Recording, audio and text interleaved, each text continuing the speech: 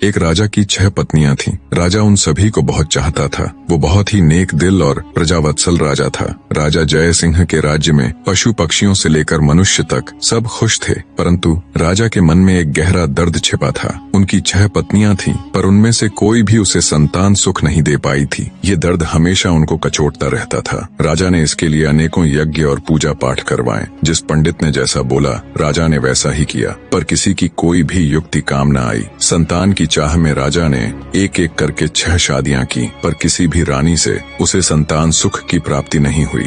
एक दिन राजा जय सिंह शिकार के लिए जंगल गए। वहाँ एक मृग का पीछा करते करते वो जंगल में दूर तक निकल गए। मृग तो भाग निकला, पर अब राजा भूख और प्यास से व्याकुल हो गया। तभी राजा के कानों में पानी के बहने की ध्वनि पड़ी। ध्वनि सुनते ही राजा की जान में जान आई। सोचा, जरूर आसपास ही कोई पानी का झरना है। भूख न सही, कम से कम प्यास तो मिटेगी। राजा ने ध्वनि की दिशा में तेजी से अपना घोड़ा दौड़ा दिया। जल्द ही राजा की आंखों के सामने एक बड़ा झरना था, पर जब राजा झरने के पास गया, तभी उसके कानों में एक स्त्री की आवाज पड़ी। अंधे हैं क्या? दिखाई नहीं देता एक लड़की स्नान कर रही है। भूख प्यास से व्याकुल राजा ने उस तरफ तो ध्यान ही नहीं दिया था। लड़की की आवाज सुन राजा चौंक गया। उसने तुरंत अपना मुंह फेर लिया और बोला, क्षमा करे देवी, मैं इस जंगल में बहुत देर से भूखा प्यासा भटक रहा हूँ, जिससे विचलित होने के कारण मैं आपको देख नहीं पाया। इतना कह राजा मुंह फेरे ही वहाँ से कुछ दूर चलकर खड़ा हो गया। कुछ ही पलों में वह लड़की स्नान से निवृत्त होकर राजा के पास आई। उसने सूखे वस्त्र धारण किए थे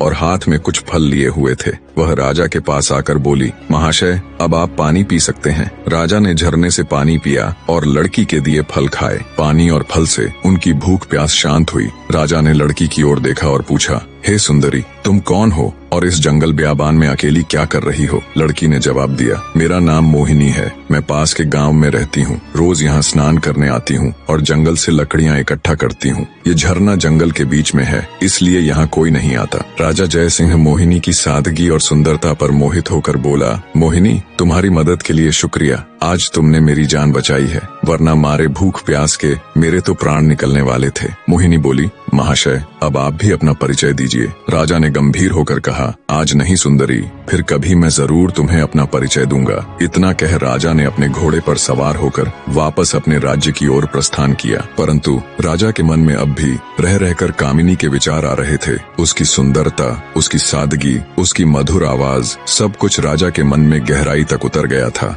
महल में लौटने के बाद भी राजा के मन में वो ही सब चल रहा था। राजा को समझ नहीं आ रहा था कि 6 रानियों के होते हुए भी वह उस अनजान युवती के प्रति इतना आकर्षित क्यों है। कुछ सोचकर राजा अपने भरोसेमंद वजीर गौरीनाथ के पास जाता है और उसे सारी व्यथा कह सुनाता है।